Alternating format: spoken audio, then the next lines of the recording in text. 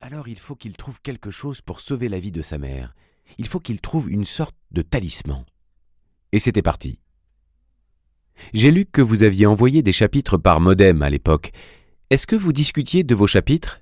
Est-ce que vous les corrigiez ensemble ou est-ce que chacun reprenait simplement là où l'autre s'était arrêté ? Je ne me souviens pas vraiment.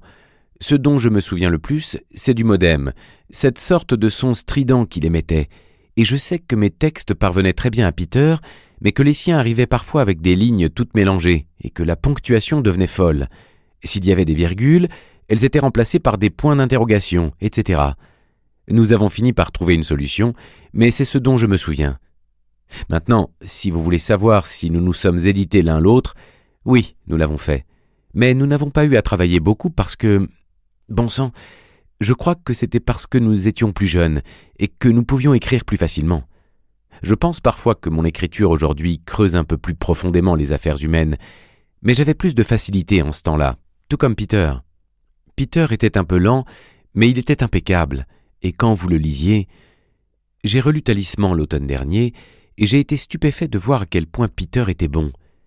Je ne sais pas si je buvais trop à l'époque ou quoi, mais je considérais comme acquis le fait qu'il faisait sa part du travail. Ses parties sont formidables. C'est très littéraire à bien des égards, beaucoup plus que ce que j'écrivais, mais nous nous sommes accordés. Il a édité mon travail et j'ai édité le sien, et c'est ainsi que nous avons procédé. Mais je ne me souviens pas des détails, désolé.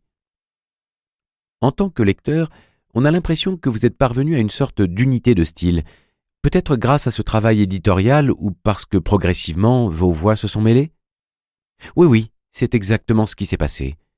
J'ai essayé d'écrire comme Peter, et Peter a essayé d'écrire comme moi, et nous avons réussi parce que, vous savez, tous ceux qui font ce métier pour vivre, qui écrivent des choses un peu folles, surnaturelles, étranges, ont tendance à devenir d'une certaine manière des faussaires. Si vous lisez beaucoup de Lovecraft, vous pouvez écrire comme Lovecraft. Si vous lisez beaucoup de Raymond Chandler, vous pouvez écrire ce genre de noir. Je ne dis pas qu'on peut tenir la distance, mais quand on lit Peter, on peut écrire comme Peter. Et c'est en partie parce que vous voulez écrire comme Peter, parce qu'il était si doué. Une question concernant Mark Twain, puisqu'il est cité 2 fois en ouverture du livre et aussi à la toute fin. Était-ce très important pour vous que Mark Twain fasse partie de cette histoire ? Oui, c'était l'idée de Peter à l'origine de faire un roman à la Mark Twain. Vous savez, tous les romans de ce genre sont en fait 2 livres. Il y a la narration, l'intrigue, l'aventure, mais il y a aussi le genre d'histoire qu'on veut raconter. Et Peter pensait que Mark Twain était parfait parce que ses livres, Tom Sawyer et encore plus Huckleberry Finn, parlent de garçons en cavale, dans la nature. Il a donc décidé que c'était ce que nous devions faire. Donner ce sentiment de garçons qui partent à l'aventure, mais en essayant d'introduire un peu de la magie de Mark Twain. Alors il a choisi les citations du début, et j'ai choisi celles de la fin. Il a toujours été... Il me manque tellement, vraiment. Mais vous savez, Peter a toujours été le plus littéraire de nous deux. Il était un peu le Huckleberry Finn de notre duo, et j'étais plutôt le romancier grand public. J'étais le Tom Sawyer, donc je pense que c'est Huck Finn qui commence le livre, et Tom Sawyer qui le termine. Vous avez chacun dédié Talisman à votre mère, et bien sûr la maternité est un thème central du récit. Avez-vous été inspiré par vos mères respectives, ou est-ce simplement parce que le rapport à la mère est si important dans ce roman que vous avez décidé de le dédier à vos mères ? Je ne peux pas répondre pour Peter puisqu'il n'est plus là, mais je me souviens que nous avons eu une discussion quand nous avons fini le livre. Ça porte malheur de penser à dédicacer un livre avant de l'écrire. C'est une vraie poisse. C'est comme mordre sur la ligne ou parler d'un match sans coup sûr au lanceur, lors d'un match de baseball. Donc nous n'avons pas parlé de ça. Quand nous avons terminé, Peter m'a dit « Stevie », il m'a toujours appelé Stevie, « à qui devrions-nous le dédier ?» J'ai répondu « Que dirais-tu de le dédier à nos mères ?» Et Peter a tout de suite été d'accord, car effectivement, ce livre traite dans une certaine mesure de l'importance d'une mère, en particulier pour un enfant qui n'a pas de père. J'ai été élevé par une mère célibataire, et la mère de Peter, Elvena, était importante pour lui. Et donc, nous leur avons dédié Talisman. C'était un bon compromis. Mais en réalité, nous n'avons jamais vraiment fait de compromis. Ce ne serait pas juste de dire cela. Nous étions partenaires.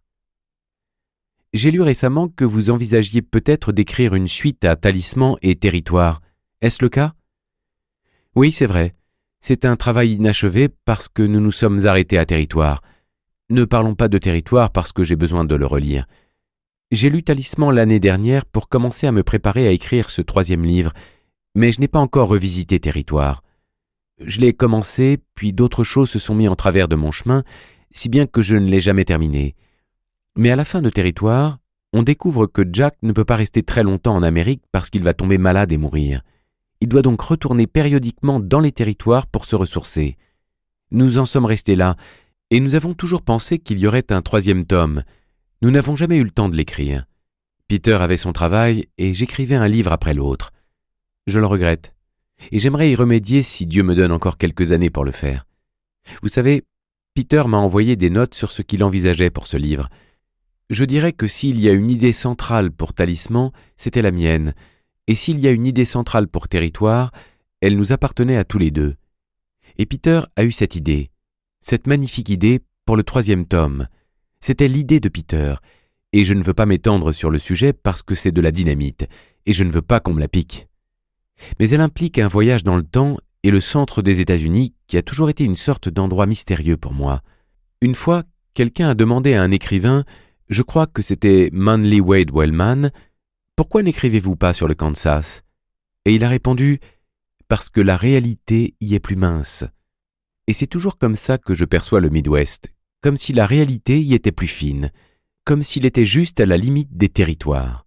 Il y a tellement de grands espaces vides.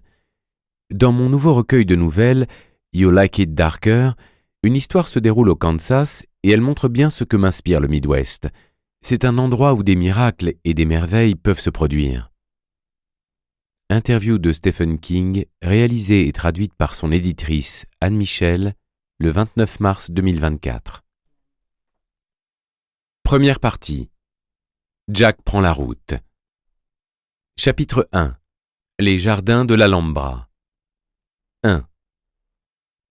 Le 15 septembre 1981, le jeune Jack Sawyer, debout à l'endroit où les vagues viennent mourir sur le sable, contemplait l'immuable océan Atlantique, les mains enfoncées dans les poches de son jean.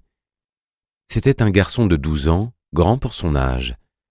Le vent du large ébouriffant ses cheveux châtains, probablement trop longs, dégageait son grand front pur.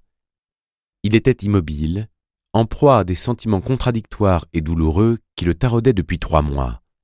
Depuis le jour où sa mère avait fermé leur maison de Rodeo Drive à Los Angeles et que dans un chambardement de meubles, de chèques et d'agents immobiliers, ils étaient venus à New York, où ils avaient loué un appartement à l'ouest de Central Park. De là, ils avaient pris l'avion pour cette calme station balnéaire située quelque part sur la minuscule côte du New Hampshire. L'univers de Jack était dépourvu d'ordre et de régularité. Sa vie semblait aussi instable et mouvante que l'océan houleux qu'il avait devant les yeux. Sa mère lui faisait traverser le pays, le trimballant d'un endroit à l'autre. Mais qu'est-ce qui la faisait courir? Car elle n'arrêtait pas de courir. Jack se retourna et regarda la plage vide autour de lui. Il vit sur sa gauche le parc d'attractions Arcadia, dont le joyeux tintamarre retentissait du 31 mai au 1er septembre et qui maintenant était désert et silencieux comme un cœur entre 2 battements. L'immense charpente du Grand 8, avec ses montants et ses supports anguleux comme autant de grands traits au fusain, se dressait contre le ciel morne. C'est là-bas que vivait son nouvel ami Speedy Parker, mais le jeune garçon ne pensait pas à lui pour l'instant. Il regardait à droite où se trouvait l'hôtel des jardins de l'Alhambra, où ses pensées le ramenaient impitoyablement. Le jour de leur arrivée, Jack avait cru apercevoir un arc-en-ciel au-dessus du toit en croupe percé de lucarnes de l'hôtel, un heureux présage en quelque sorte. Une girouette tournait de droite à gauche à droite, soumise à des vents contraires. Jack était sorti de leur voiture de location et sans s'occuper des bagages, était resté planté, le nez en l'air. Mais il n'y avait pas d'arc-en-ciel au-dessus du coq en cuivre de la girouette. Le ciel était désespérément vide. Sa mère l'avait rappelé à l'ordre. « Allez, mon grand, ouvre le coffre et sors les valises. Ta vieille actrice de mère a hâte d'être dans sa chambre et de boire un verre. »« Un martini élémentaire, » avait dit Jack. Tu aurais pu répondre. Pour continuer à écouter ce livre audio gratuitement, cliquez sur le lien dans la description et vous pourrez l'écouter en entier sans frais grâce à l'essai de 30 jours d'Audible.